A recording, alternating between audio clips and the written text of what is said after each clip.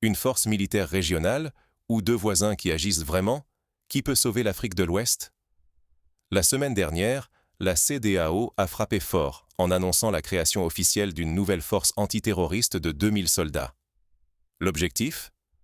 Déployer ses troupes d'ici la fin de l'année afin de combattre les groupes djihadistes qui ravagent la région, attaquant villages, infrastructures et causant un exode massif de population. Sur le papier, ça sonne comme un grand tournant, non? Mais attendez une seconde. Parce que ce genre de promesse, on l'a déjà entendu, et plus d'une fois.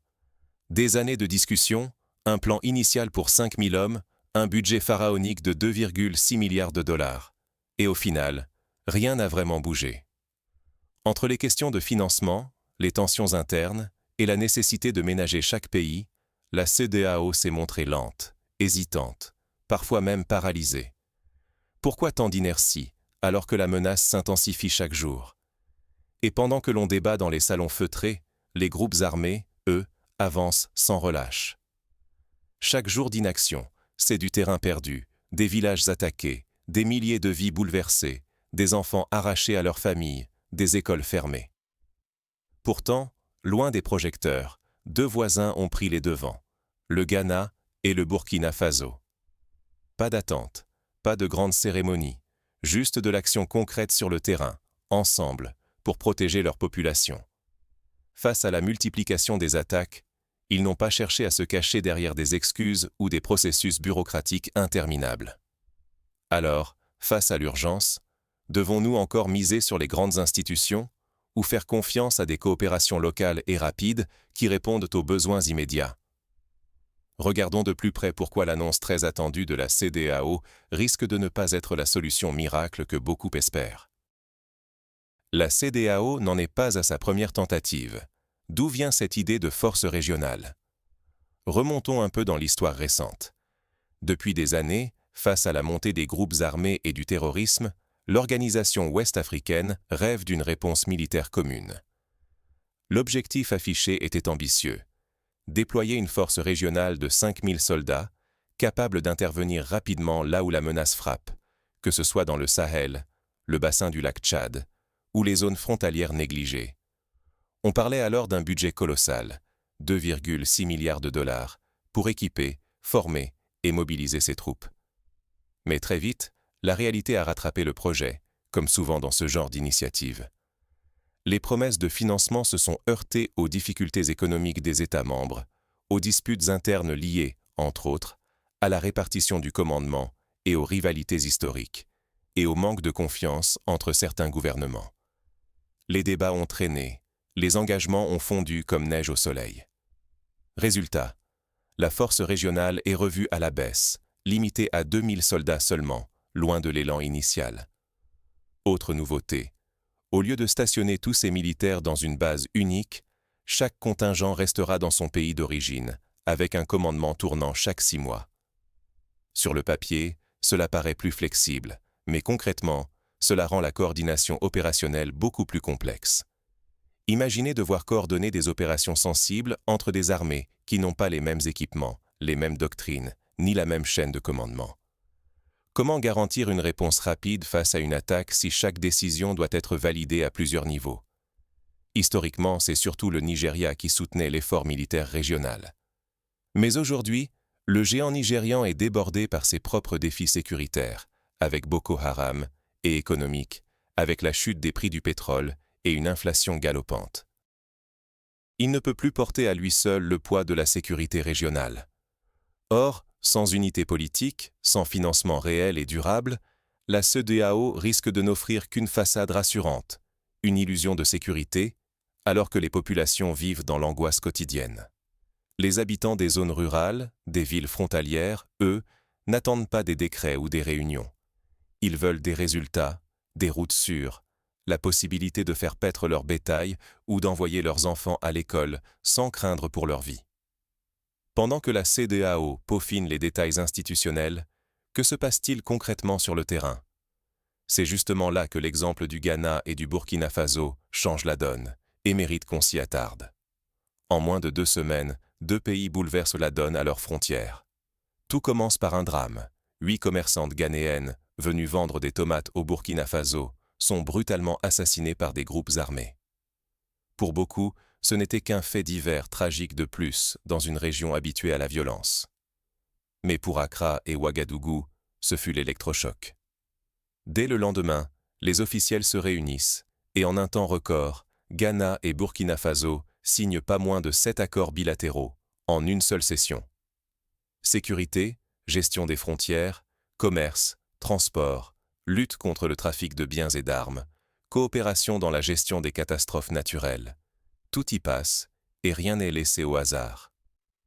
Avez-vous déjà vu une telle réactivité à l'échelle régionale? Ce n'est pas que de la paperasse. Immédiatement après, les deux pays déploient des bases avancées le long de leurs frontières, avec des patrouilles conjointes pour sécuriser les axes les plus sensibles. Des entraînements mixtes sont lancés, mettant côte à côte soldats ghanéens et burkinabés pour des missions d'escorte, de surveillance et d'intervention rapide. La frontière, autrefois poreuse et vulnérable, devient en quelques jours un laboratoire de coopération sécuritaire. On intensifie la surveillance, on multiplie les contrôles, on veut rassurer les populations qui vivent dans la peur, redonner confiance à ceux qui pensèrent devoir fuir leur village. Mais ce n'est pas tout. À peine 3 jours plus tard, le président ghanéen John Mahama annonce devant le Parlement un programme de modernisation militaire sans précédent. Recrutement massif de 12 000 nouveaux soldats en 4 ans, construction de casernes modernes, achat d'hélicoptères de transport et de combat, de véhicules blindés, de drones de surveillance, de patrouilleurs maritimes, et surtout des systèmes de communication ultramodernes permettant de réagir en temps réel. L'accent est mis sur l'intelligence, la mobilité, la réactivité, bref, tout ce qui manque cruellement quand la menace frappe de façon imprévisible.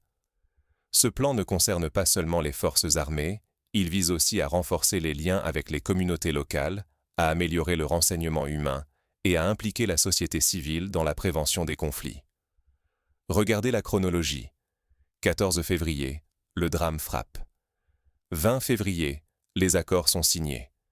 24 février, les bases sont opérationnelles, les entraînements conjoints débutent. 27 février, la réforme militaire est annoncée au sommet de l'État. En 2 semaines, on passe du choc à l'action, puis à la politique nationale. Là où tant attendent, tergiversent ou cherchent des compromis, ici, tout s'accélère. Et c'est toute la différence. La capacité à sauver des vies, à conserver des territoires et à restaurer la confiance ne dépend que d'une chose, la rapidité d'action. Peut-on imaginer une telle efficacité à l'échelle d'une organisation de 15 pays membres? Rien n'est moins sûr. Alors que la CEDEAO s'enlise dans les réunions et les commissions, le Ghana et le Burkina Faso montrent qu'une autre voie, pragmatique et résolue, est non seulement possible, mais vitale pour la survie même de certaines communautés.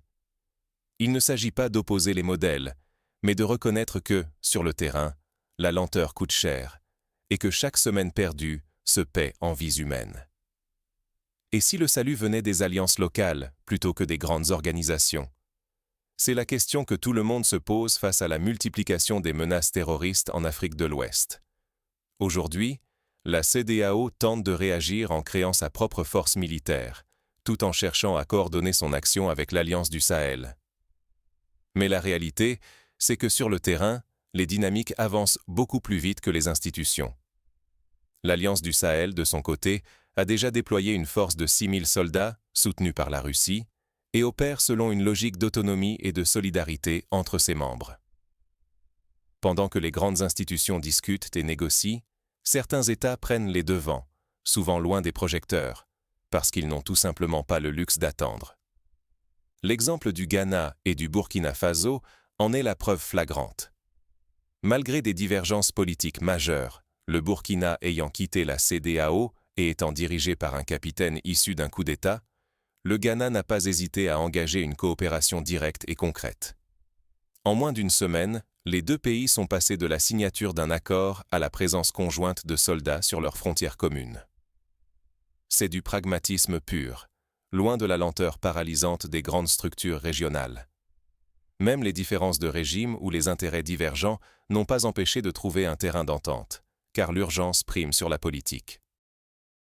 Cette alliance rapide illustre bien un choix stratégique, Attendre que les institutions régionales réagissent ou agir ensemble, localement, face à l'urgence. Car chaque mois perdu profite directement aux groupes djihadistes.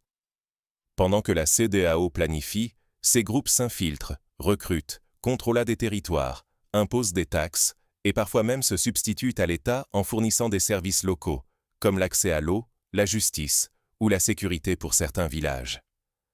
Cette réalité met crûment en lumière un risque majeur. La sécurité de millions de personnes dépend du modèle de coopération choisi aujourd'hui. Un modèle lent, bureaucratique, ou un modèle local, axé sur l'action immédiate. Entre institutionnalisation et pragmatisme bilatéral, la réponse façonnera non seulement la stabilité, mais aussi la souveraineté, la crédibilité et la réputation de toute la région auprès de ses citoyens et sur la scène internationale. La question reste donc ouverte. Quelle voie l'Afrique de l'Ouest doit-elle privilégier pour garantir sa sécurité? Est-il encore temps pour les grandes organisations de se réformer, ou faut-il parier sur la multiplicité de petites alliances réactives? Dans un instant, voyons quelles leçons tirer pour l'avenir de la sécurité régionale. Des solutions par les Africains, pour les Africains? La vraie clé? Quand on regarde ce que font le Ghana et le Burkina Faso, on se rend compte d'une chose essentielle. Ces deux pays n'ont pas attendu l'aval d'institutions lourdes, ni l'autorisation de Washington, Paris ou Bruxelles, pour agir. Ils ont décidé, entre voisins, de prendre leurs responsabilités. Face à la crise, ils ont choisi la rapidité, la coopération directe, le pragmatisme. Pas de sommets interminables, pas de promesses creuses, juste de l'action, sur le terrain, là où l'urgence se fait sentir, là où chaque minute compte. Ce modèle devrait inspirer toute l'Afrique de l'Ouest. Pourquoi continuer à dépendre de puissances étrangères ou des grandes institutions régionales qui, souvent, avancent à la vitesse d'un escargot quand l'ennemi avance comme un guépard? Chaque mois perdu, ce sont les groupes armés qui s'enracinent davantage. Ils recrutent, imposent des taxes, contrôlent des territoires et même fournissent des services là où l'État est absent. Leur influence s'étend pendant que les réponses officielles piétinent, et pendant ce temps, la confiance des citoyens dans l'État s'effrite. Est-ce acceptable? Les accords militaires avec l'Occident? On a vu leurs limites. Trop souvent, ils n'apportent que des solutions temporaires, parfois même des dépendances dangereuses. Et soyons lucides, derrière certains groupes terroristes, il y a parfois des intérêts extérieurs, des financements occultes, des manipulations politiques. Tout cela rend la situation encore plus complexe et prouve que la solution ne viendra pas de l'extérieur. Si les États africains ne s'approprient pas ce combat, ils resteront otages des agendas étrangers, et la sécurité de millions de personnes restera une variable d'ajustement ou de négociation. Le Ghana et le Burkina Faso montrent qu'on peut agir autrement, en misant sur la souveraineté, la coopération locale et la détermination. Ils prouvent que l'Afrique n'a pas besoin d'attendre le feu vert de qui que ce soit pour se défendre. C'est cette initiative, cette capacité à s'unir au-delà des rivalités politiques, qui doit devenir la norme si l'on veut vraiment protéger le continent. Et si d'autres pays suivaient cet exemple? Imaginez l'impact d'un réseau de coopération bilatérale ou trilatérale partout où la menace est la plus forte. Pourquoi ne pas multiplier ces alliances agiles, capables de s'adapter à chaque situation? Mais alors, reste la question fondamentale. Qui protège vraiment l'Afrique de l'Ouest? Et vous, croyez-vous encore aux promesses de la CEDEAO ou à la force de l'action locale? Face à la montée du terrorisme, le choix n'a jamais été aussi crucial. Est-ce qu'on doit miser sur de grandes annonces institutionnelles qui peinent souvent à se concrétiser ou s'inspirer du pragmatisme de la coopération entre le Ghana et le Burkina Faso? Parce qu'aujourd'hui, chaque hésitation, chaque retard, coûte des vies, des villages, et même la confiance que les citoyens placent dans leurs dirigeants. La vraie question c'est, qui peut vraiment protéger l'Afrique de l'Ouest, sinon les Africains eux-mêmes? Alors, pensez-vous que la nouvelle force militaire de la CEDEAO sera différente cette fois-ci? Ou est-ce que les solutions locales, réactives et adaptées comme celles menées sur le terrain, sont la vraie voie à suivre? Dites-moi tout en commentaire. Êtes-vous plutôt CEDEAO ou plutôt coopération directe sans attendre? Le choix qu'on fait aujourd'hui façonnera la sécurité de demain. Merci d'avoir regardé, n'hésitez pas à liker, à vous abonner et à activer la cloche pour ne rien manquer. On poursuit la discussion juste en dessous.